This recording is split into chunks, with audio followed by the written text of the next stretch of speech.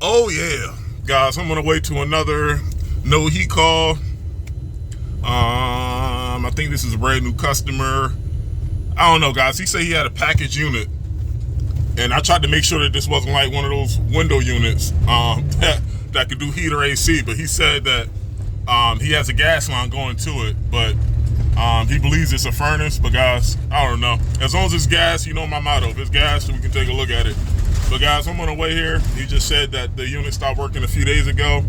So I don't have any history as far as what was done here. He said everything was working up until a few days back. So guys, I'm almost here now. Let's take a look and let's see what's going on. I'll see y'all when I get inside. All right, guys. This is another landlord-tenant scenario. And the first floor, I believe this is a triplex. The first floor is the one that's not working. And this is a beloved Ducane. And the doors are off. And it looks like someone replaced a pressure switch. And guys, I just got here. The only thing I did was turn the thermostat to heat and crank it up. And of course, the landlord told me that nothing was done. So this is going to be another discovery call. I can feel it. All right, guys. Let me get my door switch magnet and let's see what's going on. I'll see you in a little bit. Alright guys, my inducer is running. The igniter's glowing.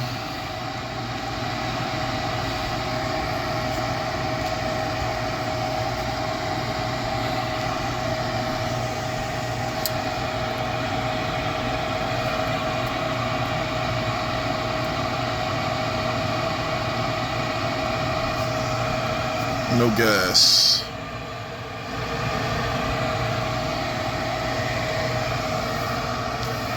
And guys, look at this.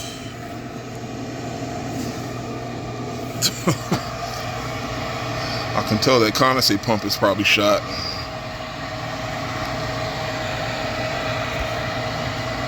But this thing is going to try to relight again.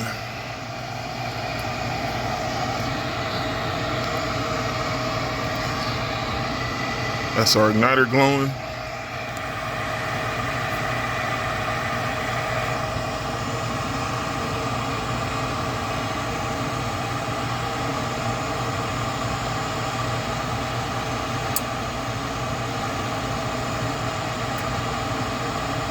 And nothing. Alright, first things first, let me make sure this gas valve is getting 24 volts. I believe with these Ducane units, the pressure switch closes first and then the igniter glows. I know with some train units, the igniter glows before the pressure switch, but if something's wrong with the pressure switch, the gas valve doesn't open up. But like I said, because I know with some furnaces, especially with train, some 90%ers, that might be the case. But with this Ducane unit, I know that my pressure switch is closing first before the igniter, and I know my igniter is glowing. But guys, let's try to check this gas valve for power and we'll go from there. Let me get my meter. I'll see you in a little bit. All right, guys.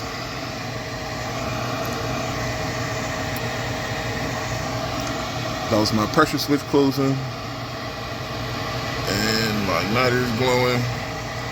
And let's see if we're getting power.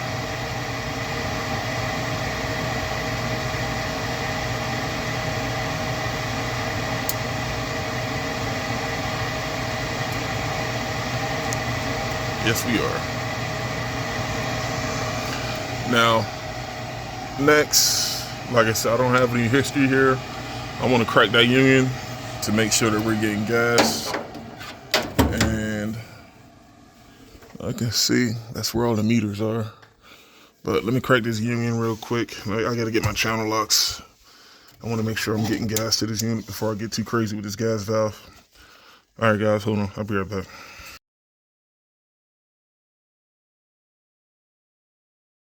All right, guys. Got my new gas valve, and I took the old pump out.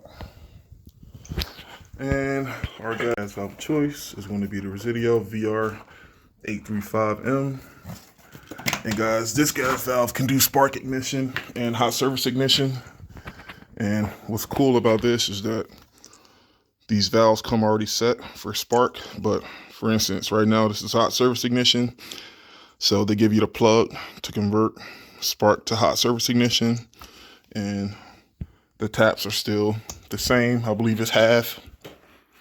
But I think one of these come 3/4. You just got to put the little nipple in here to convert that from 3/4 to half, and this should be plug and play. All right, guys, but what I'm going to do is I'm going to do my gas valve first, get that done, and I'll slap on the pump once I get done, because I got to get more water to test the new pump. And also the outlet of the pump, I just want to make sure that my line wasn't clogged. And my line is going right into the P-trap there, as you can see on the main sewer line. My drain is completely open. I didn't see like any gunk inside the poly tubing. Everything looked fine. So, all right, guys, but let me get to replacing this valve, and I'll see y'all when I get the new valve put in. I'll see you in a little bit. Peace.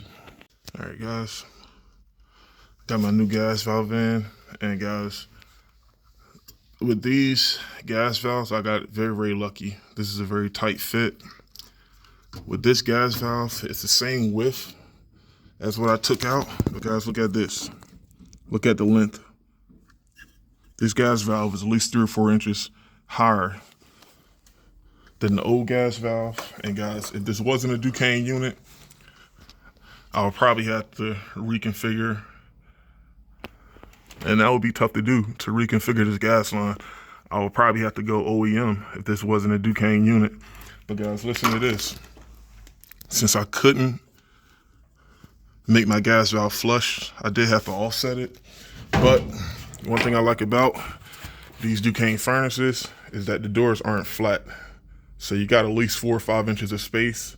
If something is offsetted, you'll still be able to put the doors back on. So I believe the last gas valve I did, which was a Gutman unit, Gutman doors are flat. So there was no chance of us doing something like this with that Gutman unit. So, all right, guys, I got my gas valve in. Everything's leak checked. Nothing's leaking. What I'm gonna do, and I did fire this up once, but I didn't want to keep it running because I didn't want the furnace drains to start leaking water. Now, since everything's fired up, I'm gonna mount my condensate pump, and we're gonna get this rocking and rolling. I'll see y'all in a little bit. All right, guys.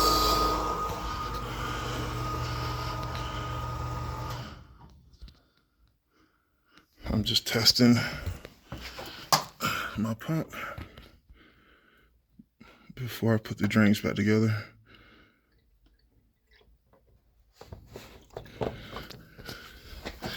And the pump turned off, which is what we want.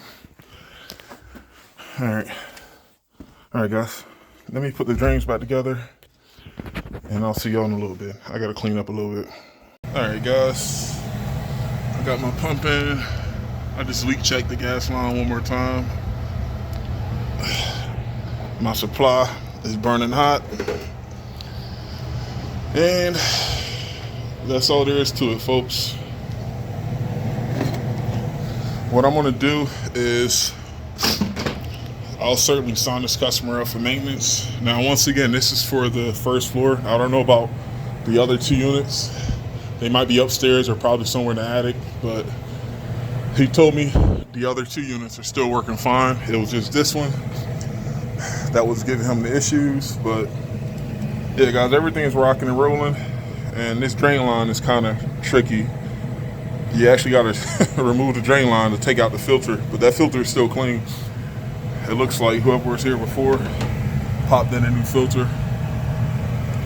But yeah, this was an relatively easy call. Luckily, I had that valve on. Well, luckily I had this valve on the truck, because right now, guys, I'm in the part of Philadelphia where the closest Johnstone is like almost 40 minutes away, and I got another call to get to that I'm getting ready to pack up and go to right now, guys. But yeah, there you have it. Don't get me wrong, these universal gas valves are great, but the only thing is you gotta make sure you got the height. And you will notice before you even replace it, you can even let's say this is the old valve, guys, you can put the new one right next to the old one and you'll be able to physically see if you can make it work without even installing the new valve. But like I said, guys, we got very lucky. This is a Ducane unit and the doors are a little bit buffed out by like at least 4 or 5 inches, so that definitely helped out. But yeah, guys, I'm gonna rock out. No heat. We replaced the gas valve, and we also found this condensate pump lit up and full of water without working. So what we did, we just put in a new valve, new pump, leak tested everything, and most importantly, we took our cardboard tab out the pump and we ran the pump to make sure that the pump drains out and also the pump turns off, which it does, and we are good to go, guys. Easy peasy. I'm gonna rock out. I'll see y'all on the next one. Bash.